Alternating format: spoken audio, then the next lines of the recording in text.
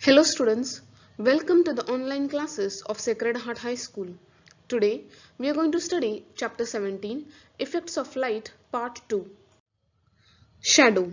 How are shadows formed? If an opaque object comes in the way of a light source, light does not pass through it. As a result, the light does not reach a wall or any other surface on the other side of the object. That part remains dark. This dark part is called the shadow of the object. In this part, we are going to study about the shadow obtained from a point source and extended source. We will also study about eclipses and zero shadow day. Let us do an activity to see how a shadow is formed by a point source. Apparatus, candle or torch, cardboard, screen, small ball, big ball, etc. Procedure: take either a candle or torch as a light source. In front of it, set up a cardboard with a tiny hole O as shown in the figure. Now, the light is seen to emerge from the hole on the cardboard. Such a light source is called point source. Here, the light is emerging out of a small hole. This light do not have any dimensions, and that is why it is called as point source. Place a screen vertically at a distance of 1 meter beyond the cardboard. Hang the big ball between the screen and the cardboard. Observe the shadow AB of the ball. You will observe that the rays OP and OQ are starting out from the point source and they just pass by the ball and fall on the points A and B on the screen respectively. The rays are also coming out in between, but since the ball is opaque, they cannot pass and fall on the screen. And that is why that part on the screen remains unlit. This is the dark shadow or the umbra. What will happen if the cardboard with the pinhole camera is removed? We will not have a point source. This source is called an extended source. Let us see how shadows are formed by an extended source. Due to the extended source, we see two parts in the shadow of the ball on the screen, one faint and one dark. The rays MP, which are coming out from the torch, falls on the screen at point A, and the rays NQ falls on the screen at point C. The ray NQ falls on the screen at point C, and the ray NP falls on the screen at point B. So the faint shadow which is formed on the screen, that is BC, is called as the penumbra, and the dark part AD is called the umbra. Let us see what happens in the following activity when the ball is bigger than the extended source. Keeping the distance between the extended source and the ball constant, move the screen further and further away and observe the shadow. As the screen moves further, the umbra and the penumbra in the shadow of the ball are seen to become bigger and bigger. Let us study how a shadow of a small object is formed by an extended source. Here, instead of bigger ball, we are going to take a smaller ball which is smaller than the light source. Observe its shadow on the screen.